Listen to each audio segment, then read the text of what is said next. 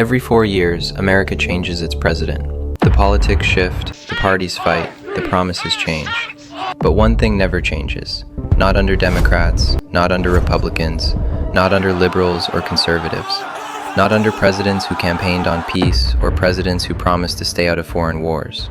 One alliance has remained completely, absolutely, immovably intact across 8 decades, 14 presidents, and trillions of dollars.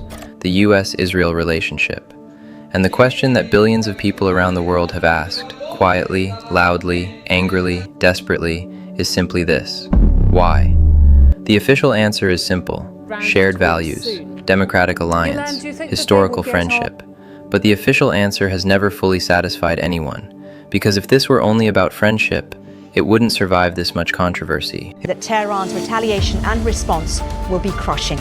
7 missiles have hit the presidential palace, and there have been strikes around the Supreme Leader's compound. The United States military is undertaking a massive and ongoing operation. If this were only about values, it wouldn't cost this much money. And if this were only about politics, it would have changed with the politics. Something deeper is holding this alliance together, and most people, even most Americans, have never been told what it actually is. Let's start with a number that almost nobody talks about. Since 1948, the United States has given Israel more foreign aid than any other country in modern history. Over $300 billion when adjusted for inflation. Every year, regardless of budget crises, regardless of domestic poverty, regardless of political scandal, a check arrives. Military equipment flows, intelligence is shared, vetoes are cast at the United Nations. And every time the world asks why, the answer given is always the same: friendship, shared values, democracy in the Middle East. But here is the question that refuses to go away. Democracies don't receive $300 billion.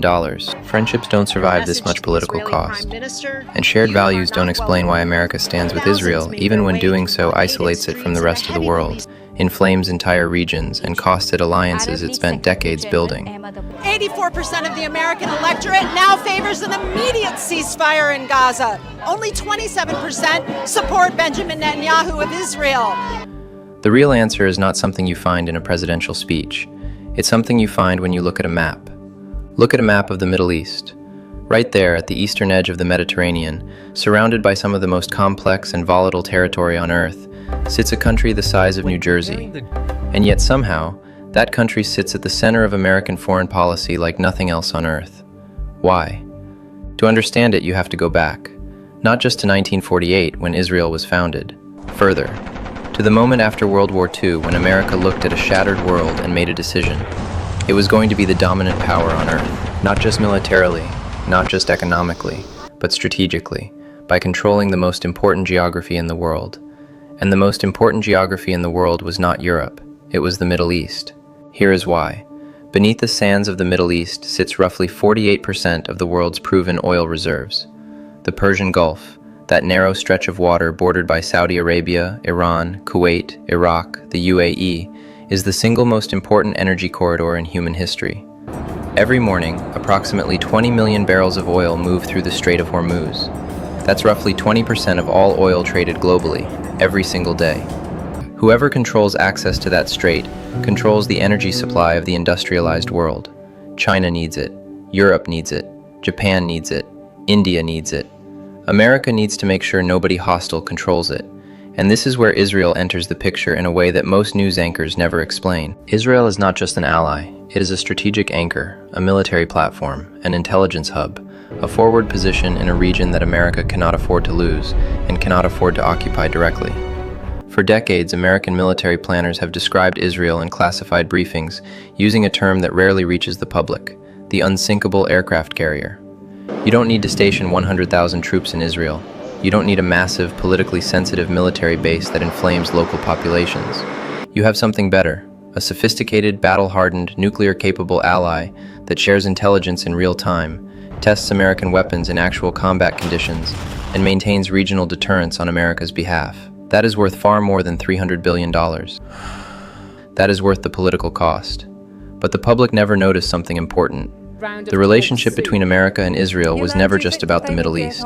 It was always also about what the Middle East connects to: the Suez Canal, the Red Sea, the Indian Ocean trade routes, the energy arteries that feed the economies of every American ally from Germany to Japan. Control the Middle East, and you control the nervous system of the global economy. Lose the Middle East, and you lose the ability to project power across half the planet. This is not a theory. This is the explicit strategic logic that has driven American foreign policy since the Eisenhower administration. Members of the General Assembly.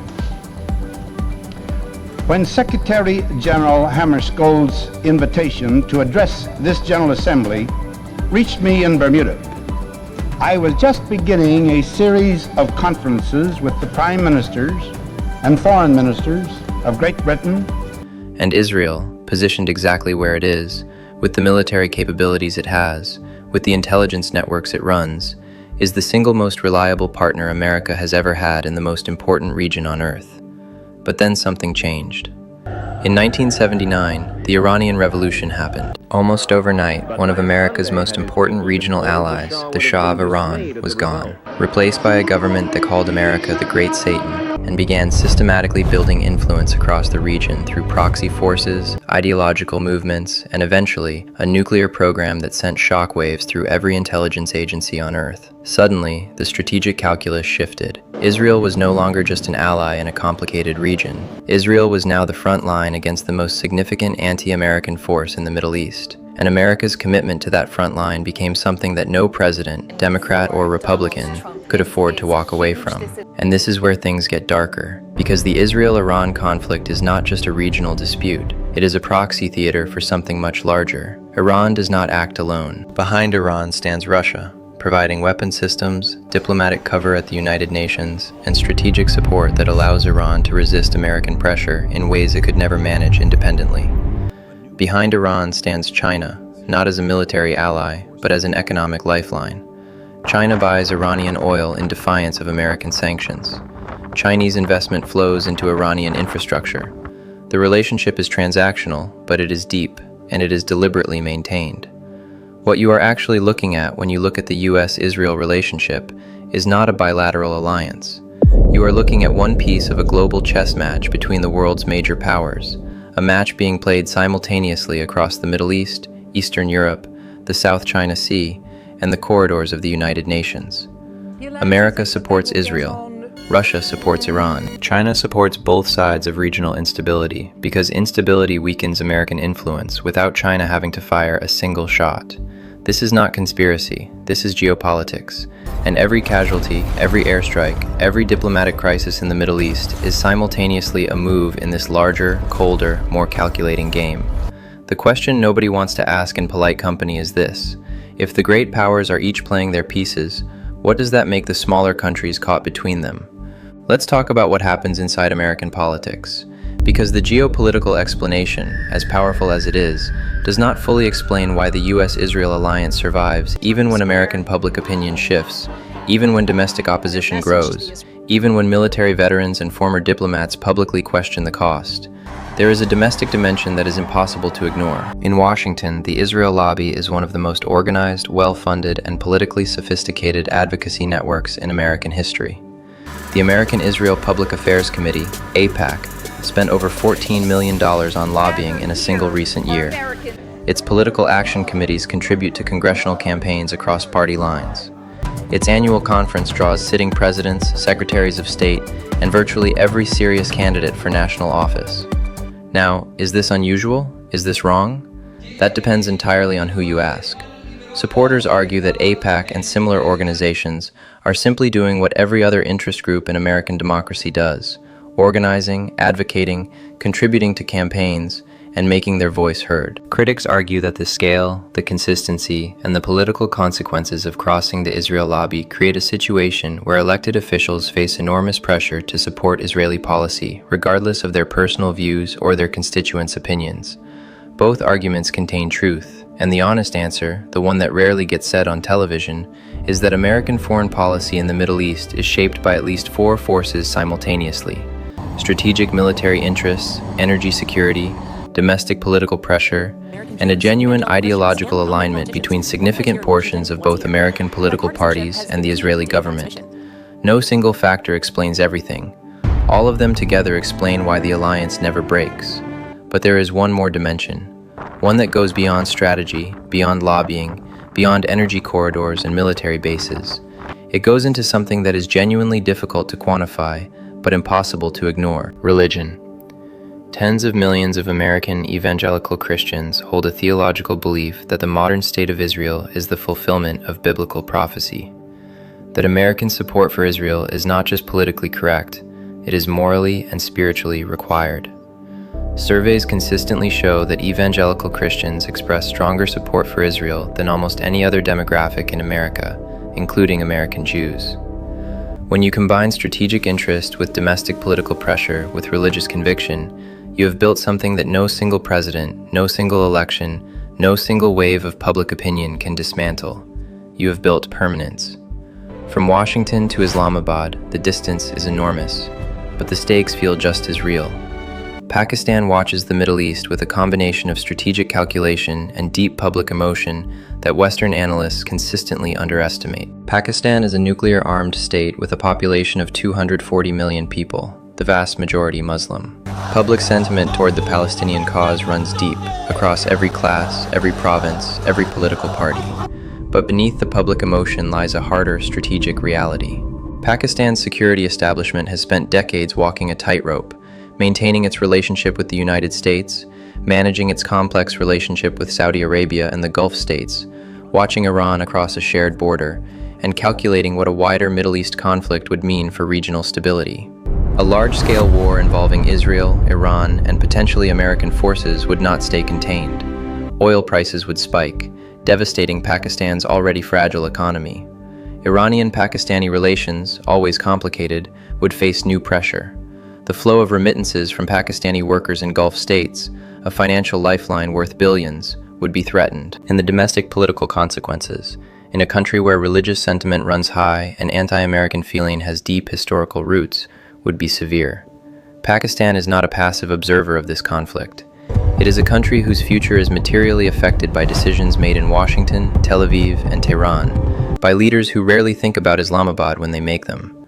So let's ask the question that this entire documentary has been building toward. Is America's support for Israel really about friendship? Really about shared values? Really about the only democracy in the Middle East? Or is it something else entirely? Here's what the evidence actually shows. America has supported non-democratic governments throughout the Middle East for decades. Saudi Arabia, Egypt, Jordan, the Gulf states, whenever those governments served American strategic interests. The shared values argument has never been applied consistently. It has been applied selectively, when convenient, and set aside when inconvenient. The real foundation of the US-Israel relationship is strategic, and it always has been. Israel gives America a battle-tested military ally in the world's most important energy region. Israel provides intelligence that no other partner can match, on Iran, on Hezbollah, on every significant security threat across the Middle East. Israel maintains regional deterrence that allows America to project power without permanent military occupation. And Israel serves as a demonstration to every other American ally in the world that the United States does not abandon its commitments. That last point is perhaps the most underappreciated of all. If America were to walk away from Israel, under pressure, under cost, under international condemnation, what message would that send to Taiwan, to South Korea, to every NATO member nervous about Russian aggression, to every small country that has bet its security on American commitment? The message would be devastating. America's credibility as a global guarantor of security is inseparable from its willingness to stand by its most controversial commitments. Israel is not just an ally. Israel is a test case, and America cannot afford to fail it. Not because of friendship, not because of lobbying, not because of religion, but because the entire architecture of American global power rests on the belief that American commitments are permanent.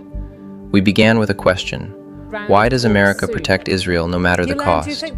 And now, at the end, you have enough pieces to understand that the question itself was always too simple. There is no single answer.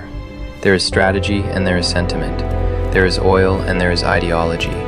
There is military logic and there is genuine shared history. There is lobbying and there is faith. There is calculation and there is conviction.